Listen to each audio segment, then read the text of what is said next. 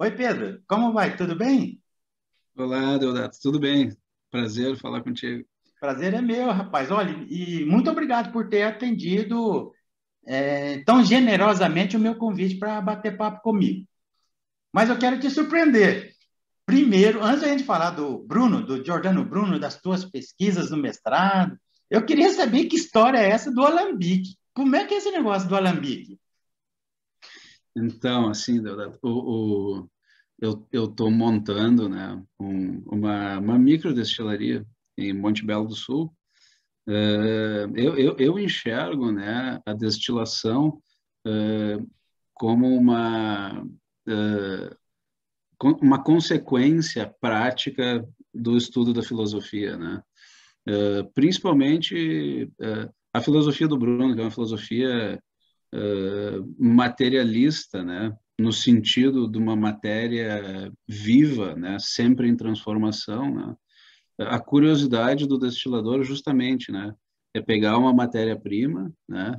eh, Fazê-la passar por todo um processo de transformação até extrair, concentrar a sua essência no destilado final, né? Em latim era o spiritus, né? Então, é tu extrair, por exemplo, da cana, não só é um retrato da fruta, né? Mas extrair o espírito da fruta não, né? No caso da cana, uma gramínea, né? Que eu me interesso pelos destilados de fruta também, mas de extrair o espírito daquela matéria-prima, né? Então é uma atividade quase mágica, né? Porque é uma atividade por concentração, onde tu vai fazer evaporar uma substância e ela reaparece, né? Ela renasce o espírito, né? Então é uma atividade que é fascinante para quem gosta de filosofia, de alquimia, de todas essas artes da transformação, né? Eu para mim, a destilação é um ponto de chegada final muito interessante, assim, de ver essa coisa da transformação da matéria, né? De como ela pode se transformar e extrair essa essência muito pura, né? Então, Rapaz, para mim, assim, elas têm uma ligação muito, muito forte, né? mas Filosofia, psicologia, destilação enfim. muito bom. Rapaz, como a gente vai estar fazendo a abertura, eu não vou me estender muito, mas eu não vou me furtar a conversar com você, falar assim, da história do seu Antônio de Salinas. Ele é folclórico, não sei se é terceira geração de produtores de cachaça lá em Salinas, norte de Minas, uma das regiões produtoras de cachaça assim, que é reconhecida como uma das melhores do mundo. Ah, e dizem que ele fala com canavial, e não é folclore. Eu já vi um vídeo onde ele sai com algumas pessoas, se agacha perto do canavial, ele tinha uma barbona assim, depois parece que ele cortou. Aí ele olhava e ele falava: tá na hora de cortar o canavial, de colher. Aí o pessoal foi falar com ele, mas, pô, você tá brincando com a gente? Você tá conversando com o canavial? Aí ele falou assim: eu vou contar um pequeno segredo. A cana, quando ela está chegando no ponto de amadurecimento, ela dilata e ela estrala. Então, eu Yeah. ouço a cana falando comigo. Mas, assim, isso faz parte do folclore, ou da lenda, ou das verdades, lá da região de Salinas. Eu vou fazer um convite para você. No futuro, você está aí investindo na tua microdestilaria, no futuro vamos bater um papo sobre essas questões da alma da cana, da alma da uva. Pode ser? Vamos, claro. Não, é importante. É isso aí. O, a temática da destilação, né? Ela aparece como metáfora na filosofia renascentista, até medieval, sempre como uma metáfora de transformação, né? Então, se tu pega as fases da alquimia, por exemplo, elas todas retratam todo um processo de transformação da matéria-prima, né? Que é o que se faz numa destilaria, né? No Então, castiçal, no castiçal parece que o Bruno ele dá uma cutucada nos alquimistas, não dá? ele dá uma cutucada no alquimista de Araque, né? Então, do charlatão, né? É uma figura de charlatão, o alquimista, né? Na literatura cômica, né? Porque, enfim, que quer transformar em ouro, né? Uma matéria vulgar em ouro, né? Mas enfim, a temática da alquimia, assim, não necessariamente, não literalmente, né? É a temática da transformação, né? Então, da tortura da matéria-prima, né? Que é o moer a cana, por exemplo, né? A Legal. fermentação, né? A fermentação que é uma libertação do corpo e onde tu vai assumindo novas características, né? Depois o aquecimento, a evaporação, a reencarnação do espírito, né? Tudo é exatamente o processo que se faz, né? Só que, claro, quando tu faz isso comercialmente, tu nunca vai imaginar que está fazendo isso, né? Está fazendo dinheiro, enfim, algo assim, né? Então, eu acho que o que o seu Antônio fazia aí conversar com a cana, né? Tem esse outro tipo de diálogo, né? Que existe um diálogo, né? Com a matéria, só que ela fala de outro jeito, né? Estalando a cana, né? Chorando, né? De alguma maneira, né? Abre um outro tipo de sensibilidade de lidar com as coisas, né?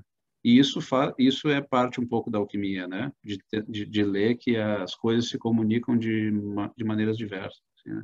Pedro, eu acho, pelo pouco que eu conheço de você, eu acho que isso para você deve ser cristalino. Você, como produtor de cachaça, tem um diferencial enorme em relação à maior parte dos produtores que eu conheço. A abordagem, a tua leitura do processo. Vamos falar sobre isso no futuro. Hoje eu quero falar com você sobre as tuas pesquisas do mestrado. Eu vou te perguntar qual foi o objeto da tua pesquisa no mestrado, e depois eu vou chamar a vinheta, e depois da vinheta a gente vai conversar especificamente. Então, eu queria saber de você qual foi o título, qual foi o objeto, sem entrar nos detalhes, do teu Uhum. mestrado.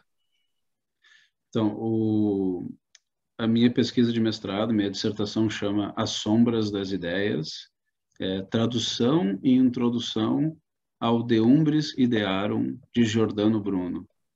Tá? Então, sem entrar em detalhes, é a tradução para o português do primeiro livro publicado por Giordano Bruno, tá? De 1582, que chama De Umbris Idearum, né? Eu traduzo como As Sombras das Ideias.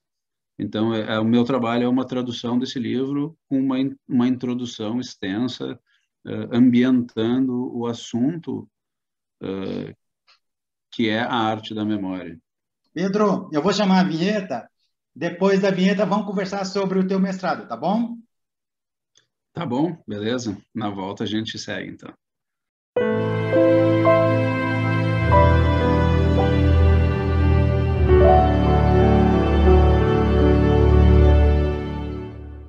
Como eu falei no finalzinho da primeira parte, na introdução, antes da vinheta, eu estou conversando, batendo um papo aqui com o Pedro, um estudioso da obra do Giordano Bruno. Ô, Pedro, fala um pouquinho aí, a grosso modo, sobre o primeiro nome dele, ele não chamava Bruno, Giordano, né? E onde ele começou os estudos dele, depois por onde ele andou, até chegar na condenação dele. Tá, beleza. Assim, no meu trabalho, eu tentei fazer uma abordagem biográfica um pouco diferente, porque como a temática do trabalho é a arte da memória, né, eu tentei colocar numa biografia aonde na biografia do Bruno a arte da memória foi aparecendo, tá? Oh, legal, Então, legal. Desculpe, essa perspectiva eu ainda não conversei com ninguém. Legal você falar sobre essa perspectiva. isso é uma tentativa de um resgate biográfico simples, mas que deu uma coordenada histórica. Por que alguém vai se interessar pela arte da memória, né? Que eu acho que depois eu vou explicar um pouco o que é para ficar mais claro. Mas assim, o Giordano Bruno, ele nasceu Filippo Bruno, né? Em Nola, né? No sul da Itália.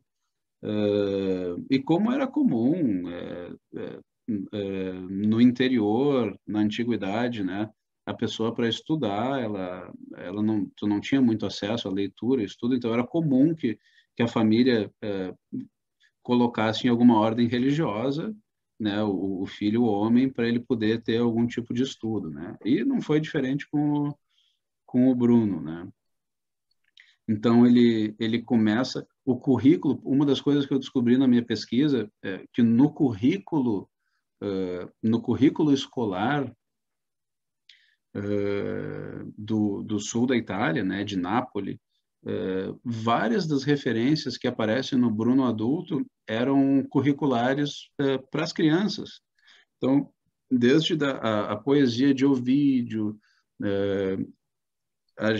o estudo da retórica de Cícero, Quintiliano, eram coisas que eles aprendiam como um estudo de retórica para aprender a falar, para aprender a compor um discurso, né, que para o religioso isso era importante, né, dominar uma arte de falar para poder conseguir passar a palavra, né. Então a gente vê que várias referências que estão no Bruno Maduro eram currículo escolares, né. Isso para nós hoje é surreal, né? Tu pensar que alguém vai na escola vai estudar antigos filósofos mas é que a gente tem que se colocar na época, né? Eram essas as referências, né, do que era ser alguém educado, né? Então, o Bruno ele vai para um convento em Nápoles, chama San Domenico Maggiore, que é onde estudou o Tomás de Aquino lecionou nesse convento, né? Então era da ordem dominicana. Então, o Bruno teve toda uma formação dominicana. A gente tem acesso, por exemplo, o que tinha de material bibliográfico na biblioteca do convento, e aí tu consegue ter uma ideia de que várias referências que estão no De Umbris Idearum, esse livro que eu estou trabalhando, elas tinham na biblioteca do convento. Então, tu consegue imaginar um Bruno jovem de 15 anos, né? E a gente tem que se colocar no momento, né? Ali com hábito dominicano, com a tonsura, aquele corte no cabelo, com uma luz de velas numa biblioteca, com manuscritos, né? Folheando obras que viriam a fazer parte das referências do Bruno Maduro, né?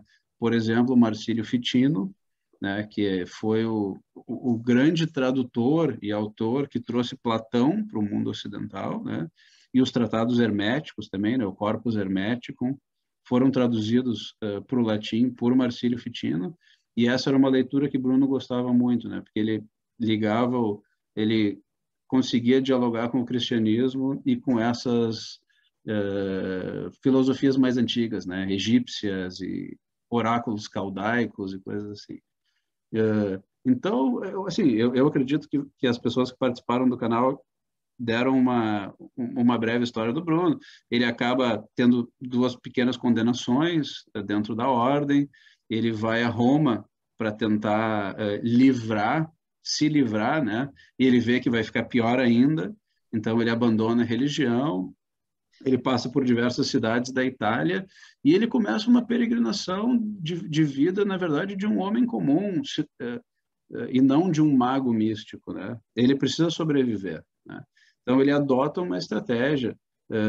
Ele vai para a França e ele adota uma estratégia. Ele era um excelente mnemonista, ou seja, ele era um excelente memorizador, tá? Bruno conseguia memorizar livros inteiros, né? O livro inteiro, assim, parte por parte, tá? E pensa que isso era um poder muito forte para um intelectual no século XVI, onde não se tinha acesso a livros com facilidade, né? Principalmente se tu pensar século XV e XVI, né? Então, muitas vezes tu tinha que viajar para uma outra cidade ou até para um outro país para ter um acesso a um manuscrito que estava acorrentado a uma biblioteca e que tu poderia ler sob a supervisão de algum guarda do convento. Então, quem tivesse esse poder de acessar um livro, ler, esquematizar e memorizar, quando saía dali, levava o livro consigo.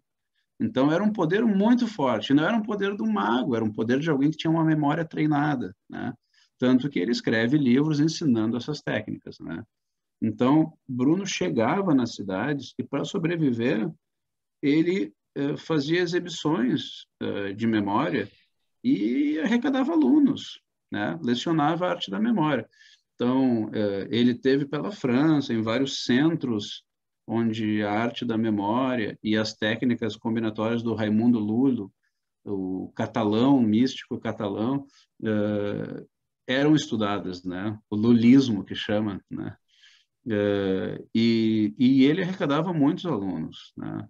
Então, ele em Toulouse ficou um tempo dando aulas de filosofia.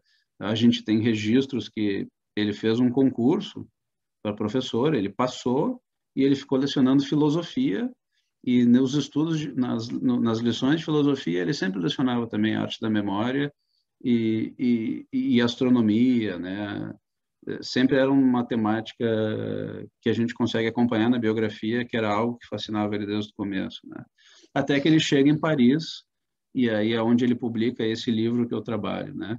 Então, a gente sabe pelo relato da Inquisição que em Paris ele começou a lecionar algumas aulas sobre os 30 atributos divinos trabalhados por Tomás de Aquino, e ele fazia isso como uma forma de chamar a atenção dos intelectuais do lugar, né? Então ele começava a lecionar e ele ia inserindo a filosofia dele, né? O Bruno sempre, ele nunca ensina nada, ele ensina só a filosofia dele, né? Então ele pega a memória, ele pega qualquer temática e ele consegue inserir a filosofia dele.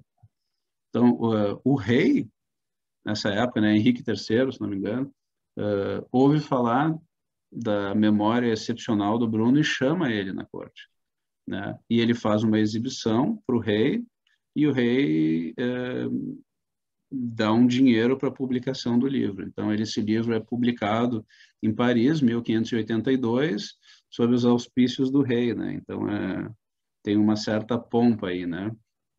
E Bruno começa a fazer lições privadas para vários intelectuais, né?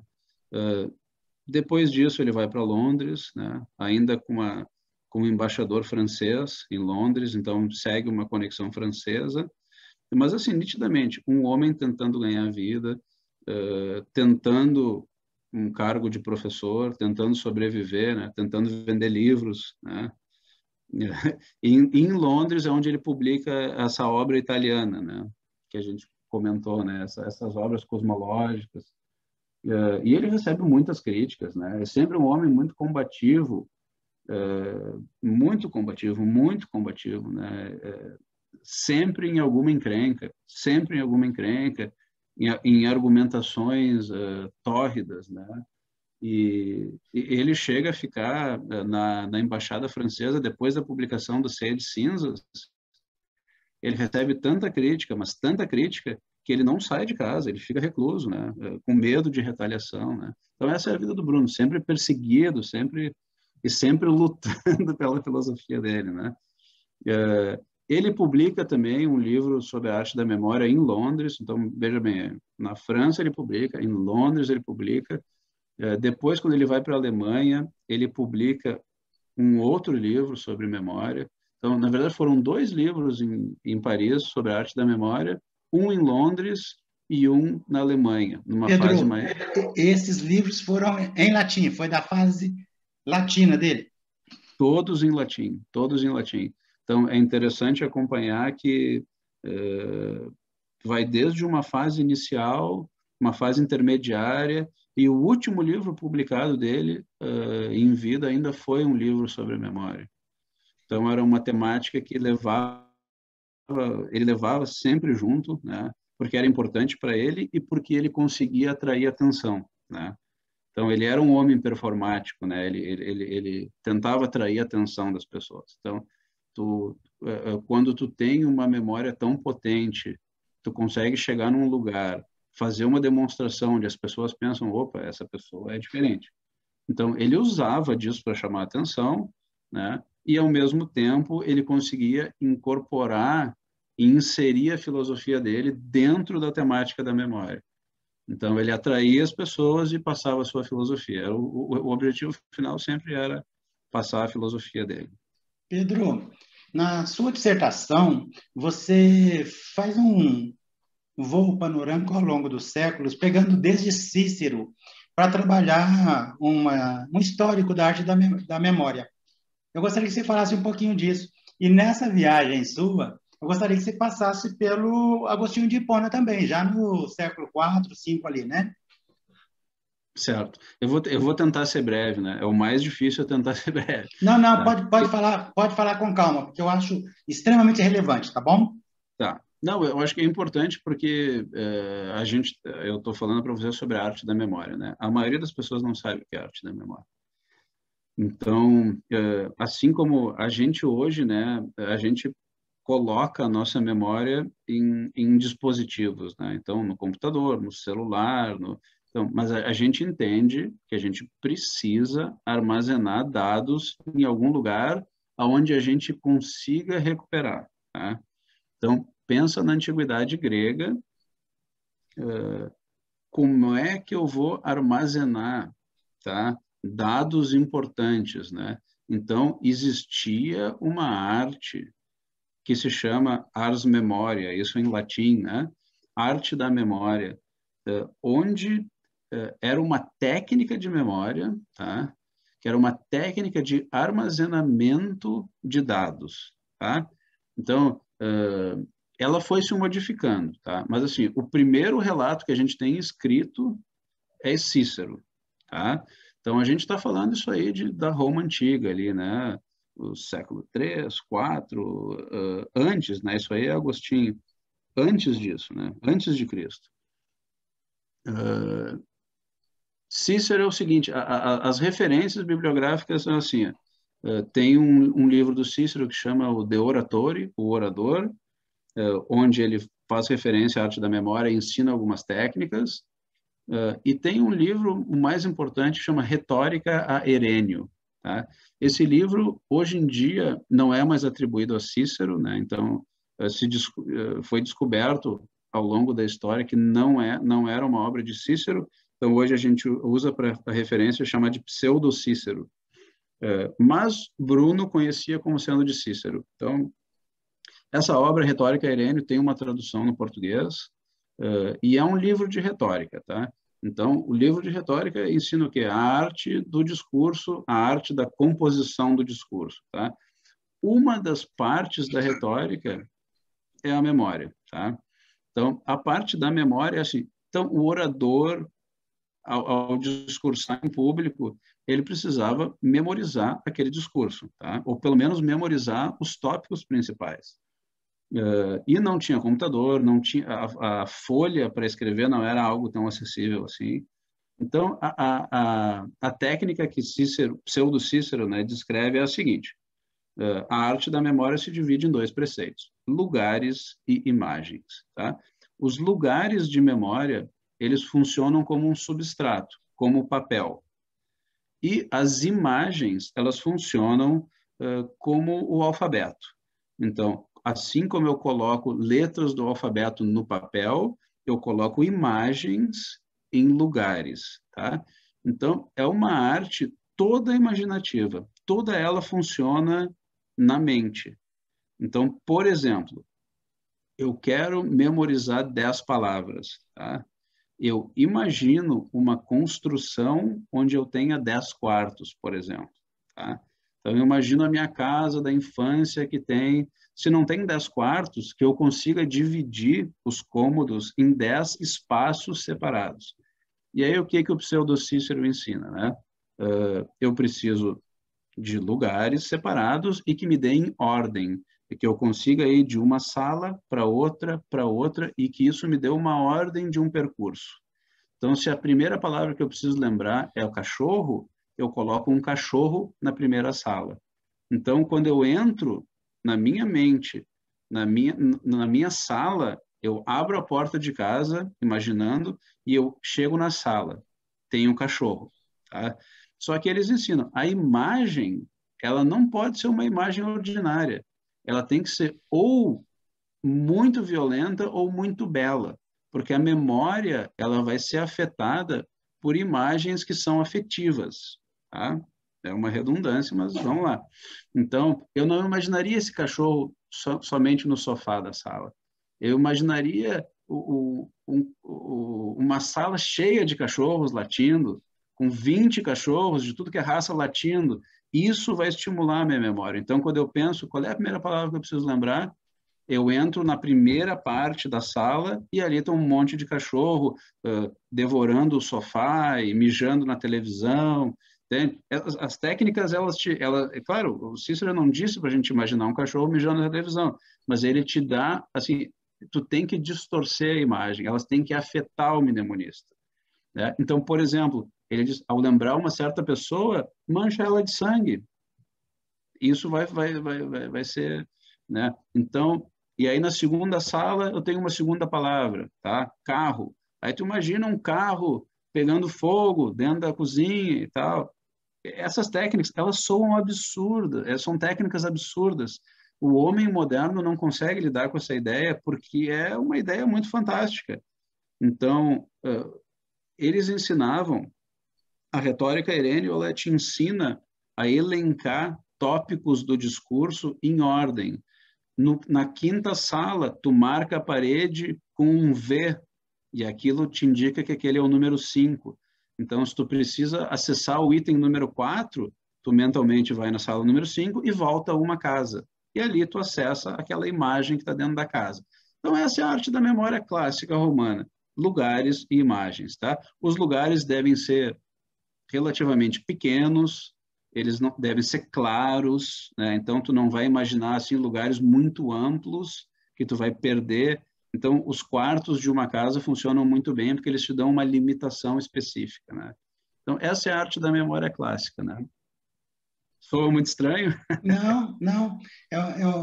Na verdade, desculpe. Na verdade, eu já usei várias vezes quando eu dava aula. Fragmentos. Usei fragmentos. Inclusive, agora, na próxima pergunta, eu já tinha utilizado uma imagem de várias pessoas quebrando a questão da ordem ética no discurso, que acontece tanto hoje. Eu joguei várias pessoas que fazem apologia da ética na sala da minha casa aqui, e eles brigando lá por uma questão de interpretação da ética, para eu me lembrar da próxima pergunta.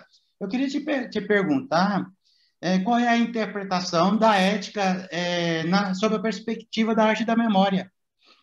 Tá, perfeito. Peraí, eu usei direitinho?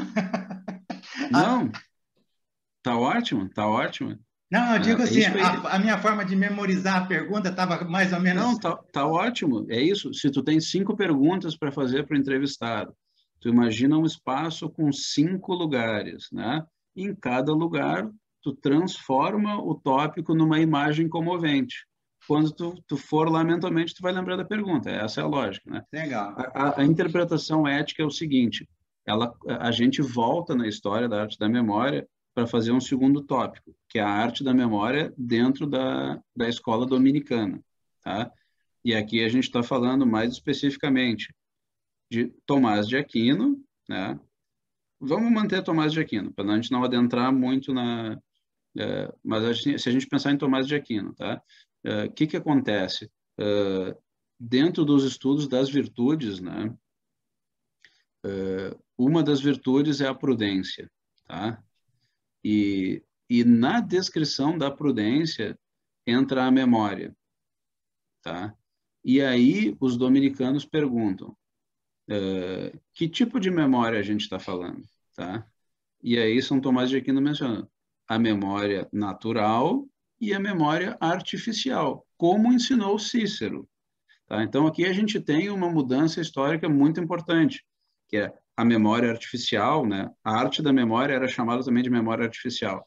Então, ela sai da retórica e ela entra num tratado ético, moral, né?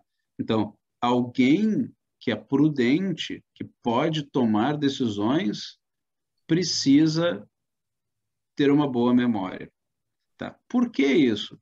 Porque alguém que é prudente, ele tem conhecimento do passado, né? Essa é a ideia de memória na escolástica, né? Ele conhece o passado, tá? E ele consegue prever o futuro, né? Agindo de maneira correta no presente, baseado no passado, né? Então, entra como uma arte judicativa. Então, e aí Tomás de Aquino ele traz essa arte dos lugares e das imagens. Ele cita Cícero, né? Então, esse deslocamento da memória para prudência, né? Então, é uma memória artificial sobre o signo da prudência, né? Então, alguém que toma decisões, né? É alguém que está fazendo um trabalho de memória, né? Então, ninguém toma decisões baseado no que ele está vendo na frente, mas sempre baseado ao que já viu para poder agir melhor no futuro. Essa é a ideia, né? Então, tem esse deslocamento para a ética. E depois, no Renascimento, a arte da memória ela sai de novo da ética e ela vira, com as publicações dos primeiros livros impressos, começam a ser lançados livros estritamente falando de arte da memória. Então, não é mais um assunto que está na retórica ou que está na ética, mas são manuais de arte da memória, né? Então, a gente não, acho que não precisa entrar muito nisso, mas vem best-sellers, né? Autores lançando técnicas de memorização, né? E aí a gente chega na interpretação que eu chamo de interpretação ética da arte da memória no Giordano Bruno, porque ele começa esse livro, As Sombras das Ideias, com um poema, como é comum do Bruno, né? E nesse poema, né, ele traz duas imagens importantes, né? Uma é o rosto de Diana, né, que para o Bruno, significa, simboliza, né, a matéria, né, o mundo que está em constante transformação, né, e ele chama de Diana, né, essa luz na matéria, né. Então não é o Sol, porque o Sol a gente não pode ver, né, a luz divina a gente não tem acesso, mas a gente tem acesso à luz na matéria, que é a Lua, né, e a Diana. E ele abre um poema falando do rosto de Diana e falando sobre a letra de Pitágoras, que é o Y, tá? E essa letra de Pitágoras é um símbolo da prudência, tá? Então, a via bipartida, né? De um único caminho, abrem-se duas vias, né? Então, e isso na filosofia, na mitologia, remete sempre a momentos onde o herói, né? O herói na mitologia ou algo assim, ele chega num ponto onde ele tem que escolher um dos caminhos, né? Então, e isso aparece, por exemplo, no mito de Hércules, onde ele tem que escolher o caminho da virtude ou o caminho dos vícios, né? Então, Bruno, ele traz esse poema mencionando a letra de Pitágoras, sempre de uma maneira muito obscura, né? Porque quem não conhece isso vai ler e vai passar, né, de maneira despercebida. Então, ele traz essa imagem, ele indica essa imagem para ser usada para interpretar o texto que vem. Então, ele traz de novo essa coisa que vem da escola, da escolástica, onde a memória pertence, ela faz parte do mnemonista para quando a via bipartir, ele sabe para onde ir. Né? Então, nesse sentido é ético, né? Porque essa ideia do Bruno que a via vai se partir o tempo inteiro, né? E é aí que a memória vai ajudar a tu tomar um caminho, o caminho correto, né? Se é que a gente pode usar essa. Até porque para o Bruno, esse caminho, o caminho prudente, né? Ele é um caminho que é um caminho do meio, mas não é o caminho do meio budista, né? Que é o tema das sombras das ideias, né? Se a gente vai tocar nisso, eu acho que eu explico um pouco melhor. Legal. É justamente sobre a sombra das ideias que eu queria falar com você. Como são essa questão das sombras das ideias como parte superior da arte da memória? Então, no livro, a segunda parte do livro é uma parte que ensina técnicas de memória, tá? Como essas que eu falei do Cícero, tá? A primeira parte é uma parte filosófica, onde o Bruno traz essa temática da sombra, tá? Para o Giordano Bruno, a divisão assim de opostos é entre luz e treva, tá? Não é entre luz e sombra, é luz e treva. Então, e tem o intermediário que é a sombra, tá? Então, a sombra não é algo negativo, ela justamente é a sombra para o Giordano Bruno é onde não existe o julgamento, tá? Então, a sombra, ela tem um pouco de luz e um pouco de treva, tá? Então, e o Bruno diz, né? Todo o conhecimento humano, a arte, ela está sob a sombra, né? Não, nas trevas a gente não consegue enxergar e na luz a gente não consegue. E então essa imagem da sombra, né? O Bruno traz um trecho do Cântico dos Cânticos, né? Essa passagem bíblica onde a Sulamita, a personagem feminina, né? Do Cântico, ela diz uma frase que é sentei-me sobre a sombra daquele o qual eu desejava, né? E aí Bruno usa esse mote, né, bíblico, para dizer que é o máximo da experiência humana é esse sentar-se sobre a sombra do amado, né? Esse sentar-se sobre a sombra, então, esse é um lugar mental que Bruno define, né? É um sentar-se sobre a sombra do amado, né? O que quer dizer isso, né? Então, não é nem sentar-se sobre a luz, né? Nunca é o objetivo da filosofia do Bruno nunca é atingir a luz, né? E não é sentar-se sobre a treva, né? A treva aqui seria uma ausência total de luz, né? Mas e sim sentar-se sobre a sombra, né? Aquele que está na sombra pode ir para a treva e pode direcionar-se para a luz e para a treva, mas ele não é nem luz nem treva, ele é uma mistura de ambos, né? E isso, essa história da sombra no Bruno, de novo, ele está introduzindo a filosofia dele, né? Então, essa sombra, ela é estável, né? Então, a filosofia do Bruno é muito importante sempre trazer isso de volta, né? É uma única matéria universal, tá? Não existe um além-mundo, tá? É uma única alma. Eu não tenho a minha alma e a alma do Deodato, tá? É uma única alma, tá? Essa única alma, ela é, assim como o universo, ela é imóvel também, ela é infinita, tá? Ela não tem começo, ela não tem fim, né? O que a gente conhece como um sujeito, né, individual, eu, Pedro Paiva, né, é simplesmente, na ideia do Bruno, é uma contração da matéria, uma contração específica de dentro da matéria, tá? Essa contração é uma arquitetura específica que tem aquela qualidade física específica que acontece uma vez só no tempo, aonde essa única alma se exprime através daquela arquitetura específica. Essa arquitetura específica, que é uma pessoa, ela vai perecer e ela vai retornar para o mesmo lugar de onde ela sai, né? Então, para o Bruno é didático dizer que a pessoa sai de algum lugar, porque tudo acontece no mesmo bloco universal, né? Então, aí fica mais fácil de entender, né? Então, a questão ética, né? A gente poderia pensar assim, essa matéria ela é amoral, né? Então, a questão ética ela sempre vai acontecer entre dois pontos de perspectiva, né?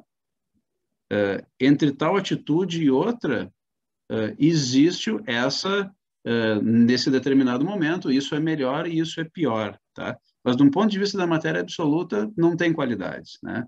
Então, o que ele está fazendo ao centrar todo o pensamento humano na sombra, tá? É um ponto de vista onde eu enxergo alguém discordando, sombra e luz, e o grande lugar é estar num lugar onde eu enxergo a coisa indo para um lado e para outro, mas sabendo que não é nem uma coisa ou nem outra, tá? Então, e claro, a gente poderia usar isso para um pensamento político, para um pensamento racial, para um pensamento sexual, né? O certo é assim e não assado. Quer dizer, não, o lugar de pensamento é o lugar de sombra, onde eu vejo alguém com um certo tipo de orientação, eu vejo alguém com outra orientação, com outra, com outra, com outra. São todas possibilidades infinitas. né? Mas o lugar de observação é um lugar onde eu vejo todas as possibilidades e não onde existe só uma possibilidade, né? E é sempre um lugar de perspectiva, né? Então, por isso é o lugar mais elevado da arte, a Sombras das Ideias, eles como a parte mais elevada da arte da memória. A pessoa pode dizer, mas por que se tu não está memorizando nada, né? Mas é que aí ele traz a filosofia dele para dentro da memória como prudência, né? Então, o lugar de prudência é a sombra, né? E é o único lugar possível de conhecimento, porque na luz ou na treva, para o Giordano Bruno, vai ser um lugar de ignorância, porque a luz ela vai te colocar numa posição absoluta. E ele está dizendo, não tem posição absoluta. O ser humano só consegue enxergar na sombra, né? Ele está sempre misturado, né? Bem e o mal, tudo misturado, né? No máximo, ele pode chegar nesse ponto de sentar-se sobre a sombra, onde ele enxerga pessoas acertando, errando, e ele entende que são várias possibilidades, né? E que em cada situação, uma decisão é melhor que a outra, em perspectiva, não em absoluto, né? Ô, Pedro, a gente está caminhando para o fechamento dessa primeira prosa. Eu sei que você vai estar entrando no doutorado aí e vai se aprofundar ou eventualmente rever conceitos sobre o Bruno. E eu gostaria de fechar, de concluir, te perguntando sobre a conclusão do teu mestrado e gostaria que você falasse, eu sei que demandaria um tempo enorme, mas assim, de uma forma um pouco mais compacta sobre a arte do esquecimento. Então, por favor, fale da conclusão do teu mestrado e um pouquinho da arte do esquecimento para a gente poder fechar esse primeiro vídeo. Certo. Então, eu acabo concluindo o trabalho, como ele é o trabalho de mestrado, ele é uma primeira parte do trabalho, eu não chego a trazer uma conclusão definitiva, porque o trabalho ainda está para ser concluído, né? Então, eu trago uma reflexão sobre a arte do esquecimento, tá? Ars oblivionis, que nos tratados renascentistas aparecem muito, né? Então, a pessoa que estava estudando as técnicas de memória, ela pensou, ok, mas se eu começo a memorizar muitos lugares, muitas imagens, não chega uma hora que fica uma confusão, um monte de lugar memorizado, eu vou me perder. E aí os autores começam, não, mas existe uma arte do esquecimento, né? Então, as técnicas são extremamente obscuras e eu acho uma parte muito divertida dos tratados, né? Algumas das técnicas, por exemplo, assim, a pessoa fala assim, mentalize o lugar de memória, né? Por exemplo, uma casa onde tu guardou imagens em cada quarto. Imagine uma neblina, uma imensa neblina invadindo todos os cômodos, né? E ao se dissipar aquela neblina, as imagens não estão mais ali. Ok. Imagine uma inundação inundando toda a casa e derrubando os objetos. Ao final dessa inundação, vai ter limpado as imagens. Tranquilo. Aí tem uma que eu acho muito interessante e eu uso na minha conclusão como um objeto específico. Eu falo assim, imagine uma figura autoritária com um bastão na mão, tá? Essa figura autoritária, ela vai entrando em cada quarto e vai quebrando tudo que vem pela frente, tá? Vai expulsando aquelas pessoas da memória, né? E existe um gráfico num manuscrito que está na Biblioteca de Paris, se não me engano, ou Florença, né? Agora, quando a gente fala de memória, o que a gente mais faz é esquecer, né? Mas vamos lá.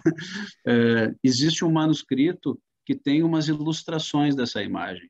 E nessa imagem, então, existe uma figura muito autoritária com um bastão e ela está expulsando outras imagens das salas. E essas imagens que estão sendo expulsas, elas estão nuas, tá? Então, aqui tem, porque na arte da memória, a roupa das pessoas de memória, elas são um sinal semântico, elas significam alguma coisa. Tá? Então, uma pena na mão de alguém significa um escritor, um tipo de chapéu significa tal coisa. Então, a roupa, ela vai ajudar a memorizar tal item.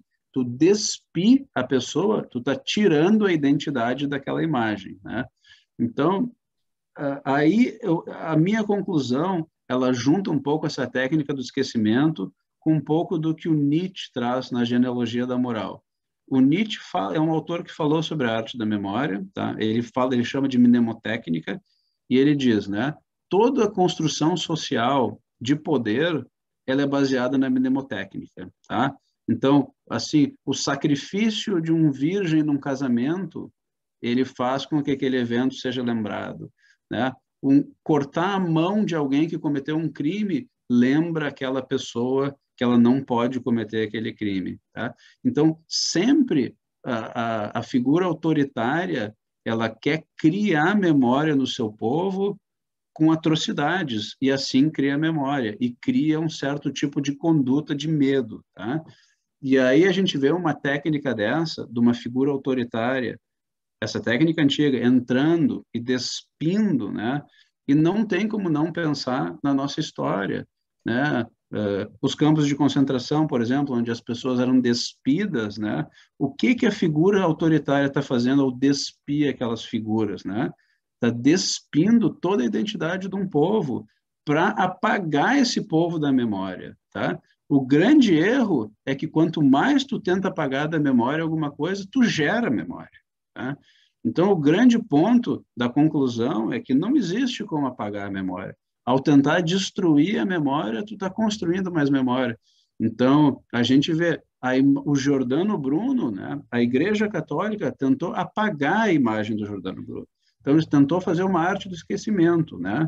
Então, Giordano Bruno foi queimado em praça pública, né? Esse ato é o ato que criou a maior imagem de memória de Giordano Bruno, que a primeira coisa que as pessoas pensam é o filósofo herético que foi queimado em praça pública. E depois vem a sua filosofia, né? Mas então, a arte do esquecimento é algo que não funciona, né? Ela gera mais memória, né? Mas é interessante ver no tecido, assim, na história da filosofia, como a tentativa de gerar esquecimento é sempre conduzida por uma figura autoritária que tenta despir a identidade das pessoas, né? Então, eu acho que a gente, estudando isso, a gente está fazendo um estudo ético também, porque continua assim, continuam as figuras autoritárias despindo a identidade de um povo múltiplo, né? Enfim.